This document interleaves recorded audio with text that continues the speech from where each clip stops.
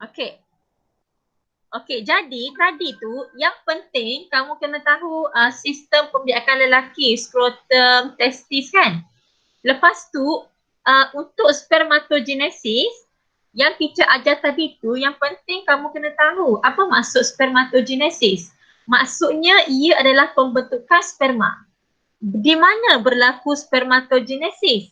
Dia berlaku dalam tubul seminiferous. Kat mana terletaknya tubul seminiferous? Di dalam testis. Lepas tu kamu kena tahu struktur. Tadi kan, teacher tunjuk tadi kan.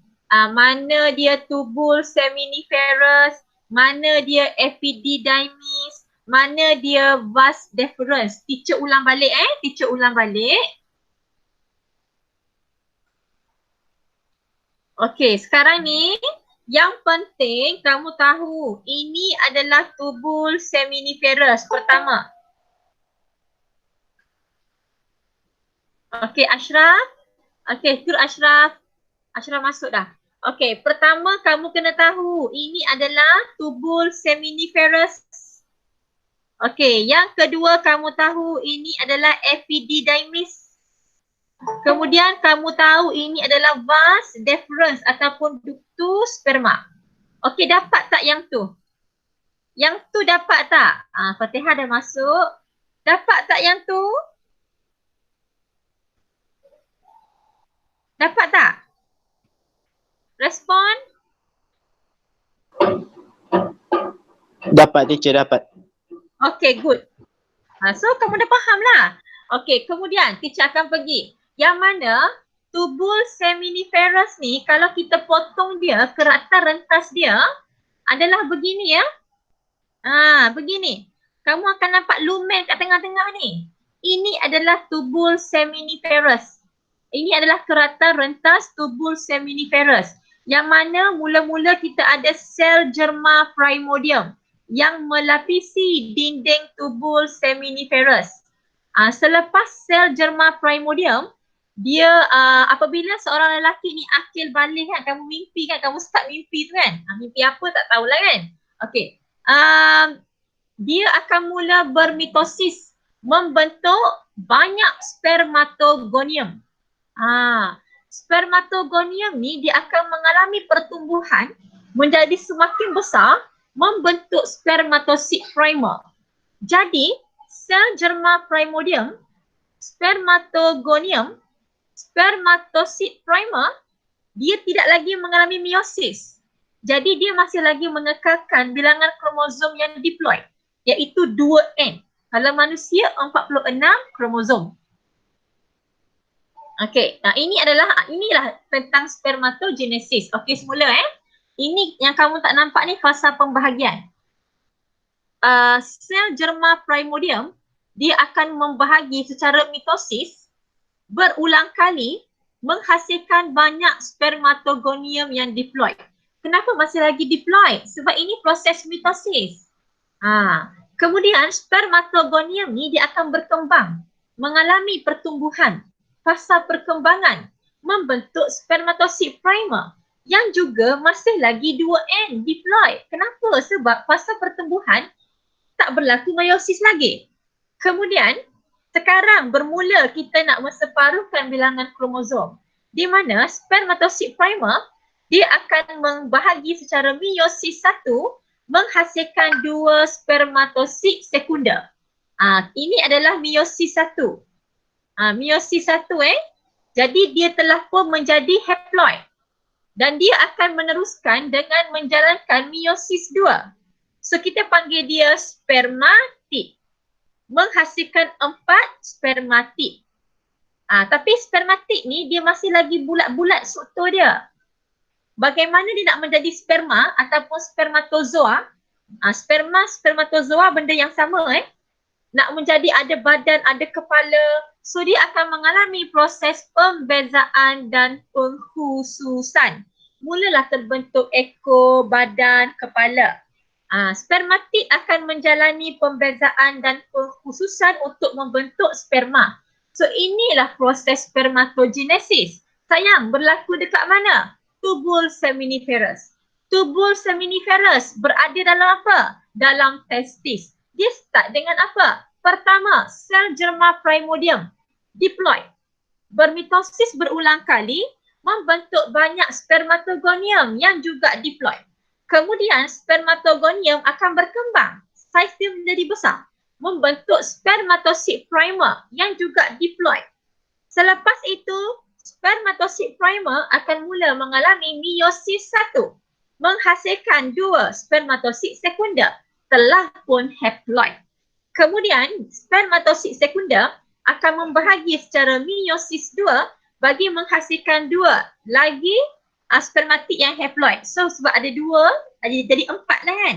So dia akan menghasilkan 4 spermatid yang haploid. So spermatid dia akan menjalani pembezaan dan pengkhususan untuk membentuk sperma. Barulah ada ekor dan boleh berenang ke tube fallopian. So inilah peringkat spermatogenesis. So homework kamu lepas ni, teacher nak kamu come out dengan akronim. Macam mana kamu nak ingat step ni.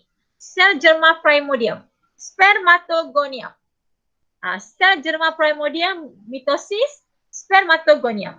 Spermatogonium berkembang membentuk spermatosid primer. Spermatosid primer, meiosis 1, spermatosid sekunder. Spermatosid sekunder, meiosis 2, spermatid. Spermatid, pembezaan, pengkhususan, membentuk sperma. Come out dengan akronim contoh macam Pak Mat, anak taat kan. Profasa, metafasa, anafasa, telofasa. Nanti kita nak tanya Okey. Ni apa ni? Nampak tak ni? Apa benda ni? Inilah sperma yang kita gunakan mikroskop elektron Okey, bila kita besarkan kita boleh nampak. Ini bahagian kepala. Kepala dia ada nukleus. Lepas tu dia ada akrosom. Akrosom ni dia mengandungi enzim hidrolitik. Lepas ni kita akan belajar apa fungsi akrosom ni. Kemudian badan dia ada banyak mitokondria. Kenapa? Sebab nak menjana lebih tenaga, membolehkan ekor ni bergerak dilibas ke kiri dan ke kanan, membolehkan sperma ni berenang ke tube fallopian untuk mensenyawakan ovum. Apa lagi special sperma ni? Selain dia ada badan yang ada banyak mitokondria, dia juga ada ekor yang panjang. Untuk apa ekor yang panjang ni? Membolehkan sperma ni berenang ke tube fallopian untuk mensenyawakan ovum.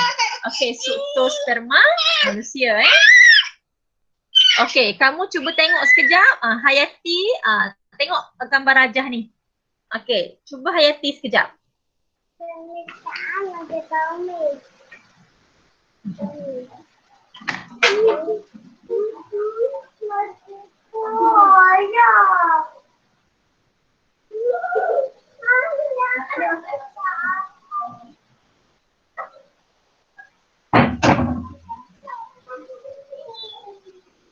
Okey, jadi kat sini, dah Hayati kan, dah tengok kan? Okey, ni teacher ulang balik teacher ulang balik. So ini adalah testis. Okey, ini adalah vas deferens. Ini adalah epididymis. Ini adalah tubul seminiferus. So bila kita buat keratan rentas, macam ni yang kamu akan nampak. So kat tengah-tengah ni lumen. Ini adalah sel germa primordium. Yang sel yang melapisi dinding tubul seminiferus. Kemudian daripada sel germa primordium dia akan membentuk spermatogonium. Kemudian membentuk spermatosid primer. Kemudian spermatosid sekunder. Kemudian spermatid. Kemudian sperma. So kamu akan jumpa di struktur ini. Jadi kalau kamu tengok spermatid ni dia nak dari matang, membeza dan mengkhusus, dia akan melekat pada sel Sertoli. Sel Sertoli ni dia ada nukleus So sel Sertoli terdapat pada dinding tubul seminiferus. Dia akan membekalkan nutrien sepanjang proses ni. So spermatid dia akan menempel ke dalam sel Sertoli bagi mendapatkan nutrien untuk matang dan berkembang menjadi spermatozoa ataupun sperma. Jadi bila dah matang dia akan duduk kat tengah ni. Kemudian dia akan berenang pergi ke epididymis berenang pergi ke vas deferens sebelum akan dikeluarkan ketika ejakulasi melalui uretra pada zakar. Okey, boleh ke? Faham ke? Memang bila kita belajar benda baru, kita akan rasa blur-blur kan. Sebab itulah pentingnya bila kita dah habis belajar bab tu, kita kena buat revision balik, kita kena buat latihan. Okey, teacher nak tunjuk ni cuba fikir sekejap jawapan dia. Fikir sekejap jawapan. Okey, fikir sekejap jawapan dia apa. P apa, Q apa, R apa, S apa, T apa, V apa.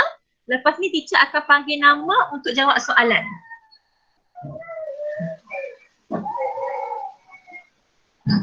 Teacher dekat rumah lain.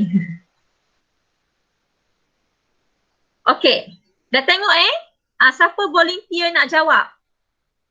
Ada tak volunteer nak jawab? Apa P, apa Q, apa R, apa S, apa T, apa V? Volunteer please. Tinggal 2 minit je lagi masa ni. Sekejap je lagi. Habis ni habislah. Volunteer? Teacher. Ya, bagus. Siapa tu? Ainun. Siapa tu? Okay, good Ainun. Tak apa, cikgu tak ingat, tak apa. Okay, Ainun. Okay, teacher akan bantu Ainun Mula-mula sekali dia akan bermula dengan sel yang melapisi dinding tubuh seminiferous. Yang mana sel ni masih lagi belum mengalami pembezaan dan pengkhususan. Dan sel ni juga adalah sel yang diploid. Apakah P, Ainun? Sel germa primordium. Very good. Sel germa primordium. Sel germa teacher salah heja tu Primordium salah heja tu. So sel germa primordium ni, okey sekejap sel germa primordium. Sel germa primordium. Okey, sel germa primordium ni, Ainun, dia akan mengalami mitosis berulang kali membentuk Q. Apa Q ni Ainun? Sel germa primordium diploid. Bukan. Q. Spermatozoid diploid. Yes, spermatogonium yang diploid juga. Kemudian spermatogonium ni akan mengalami perkembangan, pertumbuhan. Jadi semakin besar. Apa nama dia R ni? Spermatosid sekunder haploid. Kenapa terus sekunder? Primer tak ada lagi ni? Spermatosid primer diploid. Ya. Spermatosid primer yang diploid. Good.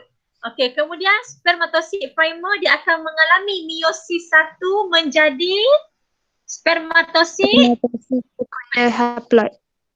Yes, spermatosid sekunder yang haploid. Spermatosid sekunder yang haploid dia akan mengalami meiosis 2 membentuk spermatid haploid. Yes, spermatid yang haploid kan. Spermatid dia akan mengalami proses pembezaan sel membentuk V iaitu sperma. Okey, sperma ataupun nama lain adalah spermatozoa. Okey, bagus Ainun. Good. Okey, jadi inilah jawapan dia. So lepas ni buat balik revision. Okey. Ada yang cerita tinggal ni sekejap Teacher patah balik. Okey yang ni. Kan?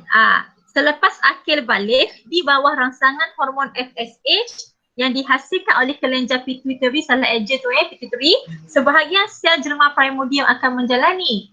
Salah lagi eja. Mitosis berulang kali menghasilkan spermatogonium. Okey salah eja lagi tu. Sel germa primordium.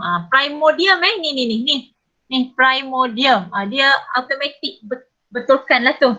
Okey, so macam mana rasa-rasa okey tak? Okey tak? Respon sikit dekat chat. Respon sikit dekat chat. Cikgu ready malah lagi. Patut cikgu yang ajar ni kan. Okey, 22 orang 22 orang. Tolak teacher 21 lah kan? Ramai tak ada ni. Okey, Afiq Dania, Amar kan? Amar mungkin internet tak stabil tu. Okey tak? Kalau ada soalan, boleh ajukan dalam grup WhatsApp.